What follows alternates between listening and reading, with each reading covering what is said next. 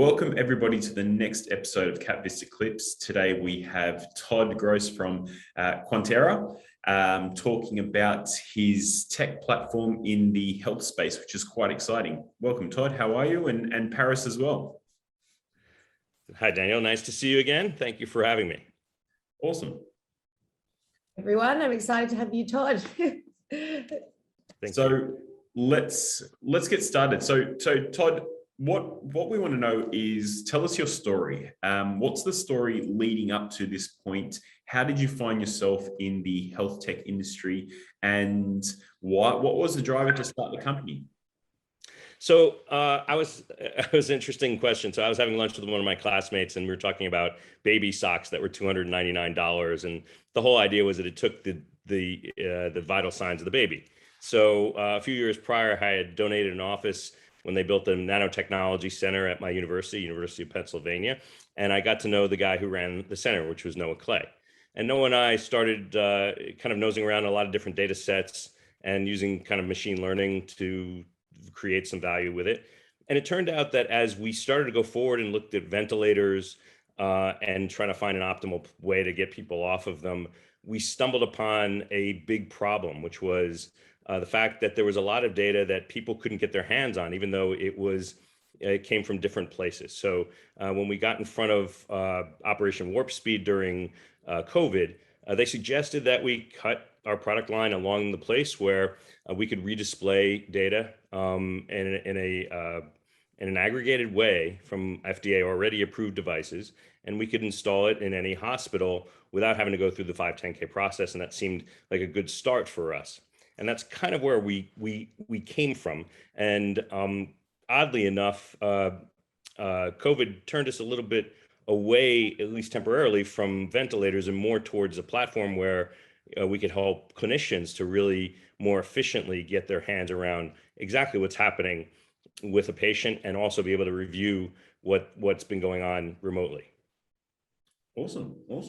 So tell us about the platform. Tell us about, if I put my customer hat on, tell us about the solution, and then tell us how the team came together. Sure. So the solution is one in which we have a few very specific things that make us different. First, we are hardware agnostic, which is a relatively rare thing in a hospital, largely because a lot of solutions are tied to large hardware providers like Philips and Draeger and Siemens and what have you. For us, we wanted to be able to pull data from all different places. So this was the first kind of differentiator. And then what ended up happening is that we talked with a lot of nurses that were having difficulty, and doctors, during this COVID period. And one of the things we heard over and over was that it was really hard to get all the data into one place and to aggregate it in a way in which it made sense. And also, it was difficult to find things that were going on previously, because a lot of medical systems did not store the data for more than a few hours. So what we dove in on was to aggregate all the data, synchronize the data, and the data meaning all the biometrics, along with nurses' notes and also medications, so that a nurse, a doctor, a clinician, either in the hospital or remotely, can look at all the data at once in a very comprehensive way and be able to come out with a similar conclusion. Perfect. So about the team. Yeah. So the team came together in a very strange way. I mean, I was fortunate enough to be introduced to a guy named Mike Barch, and Mike Barch, he's in his late 70s. Mike was a early 30s guy who was running the George Washington University Medical Center in 1981 when President Reagan got shot. And they brought President Reagan to his facility, and they saved his life. And they really saved Jim Brady, who was the press secretary. They vacuumed all these. I mean, they did some amazing technology and medical things for these guys. So Mike became very famous. So Mike brought in Skip Williams. Now, Dr. Skip Williams has had White House access to several presidents. He basically co-authored the online intensive care unit manual called Apache 2. He was dean of George Washington University Medical School. And Skip is the most humble, nice, kind, brilliant guy. And we are so grateful to have him. So we've got these two folks, and then we were connected with some technologists in India. So Dr. Sandeep Oberoi, who has 2 PhDs from IIT, and it was ranked number 4 in the world for cybersecurity. Somehow, we were very fortunate to have him. Right circles. Yeah, I mean, he's really brilliant. And the best thing about Sandeep is that Sandeep has a way of presenting that makes everything that's complicated very simple to understand. And it is incredible to be working with someone like Sandeep. And then finally, recently, we've just added our good friend, Ephraim Berkovich. Now, Ephraim really runs all the inner workings of the Wharton budget model. So, sovereign nations will come to Wharton to get, the output from all this data into what's going to happen to their economy. And Ephraim is the one who kind of crunches the numbers, runs the technology team, and does it. We have an incredible team. They're all very well accomplished, and they're all work incredibly well together. I don't understand how they all came together really that easily. It wasn't easy, but people work very well together, and we're very, very blessed to have them. Wow. So that's a world-class team, almost the top 1% in their fields, and you were able to bring them all together. And having that sort of background is, in my opinion, the right mix to make a success out of a company and make sure it gets to the next stage. So well done on the team. That's really incredible. And to you too. Yeah, it's a credit to you too. So tell us more about what you're working on, and then what the milestones you've achieved versus what you're looking to achieve in the next 12 to 18 months. Sure. So, it's interesting because what we've created, we really had to scrub pretty hard. Yeah, we had to add a lot of different features. We've talked with so many different clinicians. And so what we created is something that, and we've created this product slate that has a very interesting feature to it. The stuff that the product slate that we can create and provide in a country like Mexico or India is a subset of what we need to create in the US anyway. Mm-hmm. And so what's happened is that we've created pieces of our product slate, which now we have a partnership with a distributor who's also an investor who distributes in 41 different countries between South and Central America. And the islands and the Caribbean. And so this is a very powerful combination for us. And just having walked into the hospitals in Mexico City and understanding the different, direction of the sales cycle, et cetera, it's really an interesting way in which we can gather data, we get some test cases, and it helps us to really create a very rich data set as we approach US hospitals. So it's, we were able to create something that we're seeing on the front edge of what we're doing, of realizing the product slate and then recognizing how it's applicable in different geographies. So we're very fortunate. Over the next 12 to 18 months, we hope to be able to execute on getting paying customers in the US as well as in Mexico and potentially in India also. So far, we have a lot of very strong reception for the folks. We walked into the hospitals in Mexico City. I just say in 3 days, we went to 6 hospitals, and they all were very interested in what we had to offer and are interested in taking it up.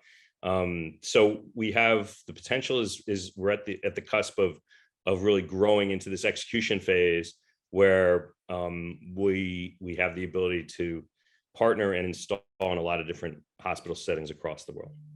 Wow. Okay, that's quite incredible. And it looks like that you've got a lot on your plate over the next 12 to 18 months, which is exciting. Well, it's funny because I really have very fortunate to have a lot of very good people around me.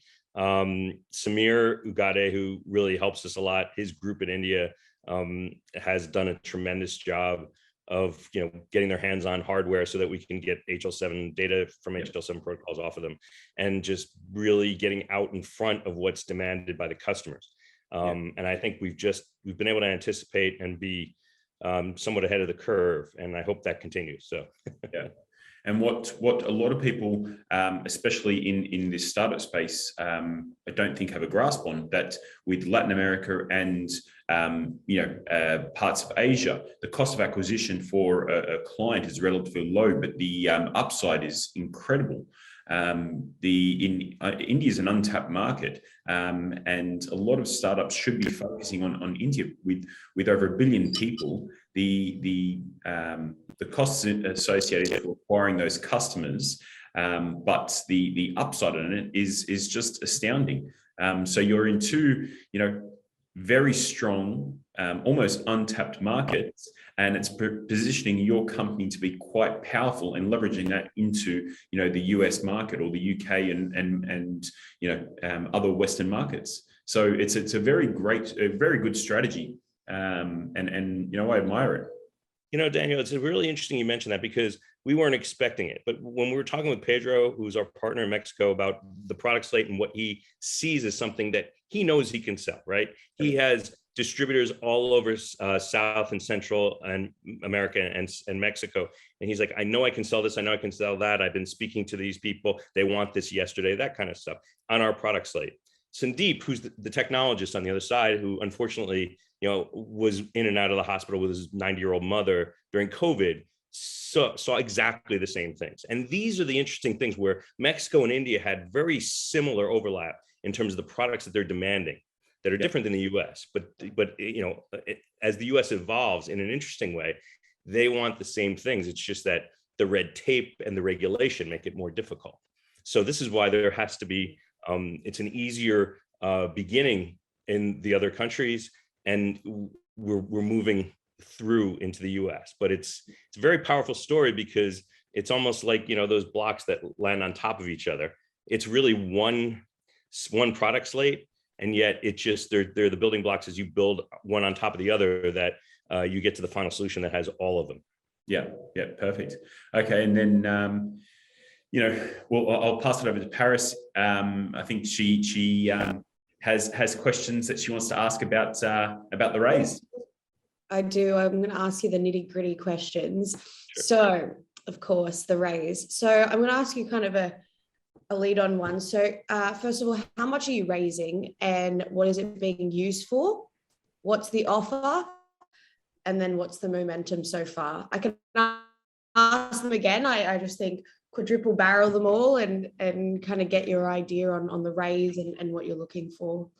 Sure. So we did raise about $1 million in an angel round that's gotten us this far. And at this point, installing in Mexico in clinic, having a distribution agreement with a partner with 41 countries, and finally having some things on the horizon that are specifically game changers in the US too, I think puts us in a position that, as the capital raise goes forward over the next 3 to 4 months, I feel like we have made a significant level of strides in what we're doing. I mean, a good example is we put an interface into the technology that we weren't expecting for Mexico and for India, for that matter, because the power would go out occasionally, or the internet would go away. And you would have that occasionally. And these are things that we thought were taken for granted. But as you're working in a hospital setting, and you want to make sure that there are user interfaces to be able to retrieve data, to be able to continue reliability and things like that, we have an institutionally graded group of people creating our technology and making it reliable to the point that a hospital anywhere on the planet would need. And I think these are milestones that don't get a lot of top billing when you talk about them. But the reality is that when you're dealing in a hospital setting in people's lives, these are the things that are necessary, and that we have, for an early stage company, we've created. Awesome. Yeah, that's true. I think COVID's changed when we think about these things too. So, so what is the amount that you are raising? Right. $2.5 million, a $14 million pre-money valuation. We raised at we probably have a little bit more than less than twice the share price of the last round. Many of our high-level employees are already accounted for in the original cap table. So we are in a good spot with the amount of shares outstanding and the ability to capture a lot of growth on revenue generation over the next 12 to 18 months, where I think that the capital appreciation, and I think the target goal, kind of from what I understand, 10 times your investment in 5 years kind of yardstick is something that we believe we can achieve with the plan we have, the team we have, and the opportunity we have. Awesome. Okay.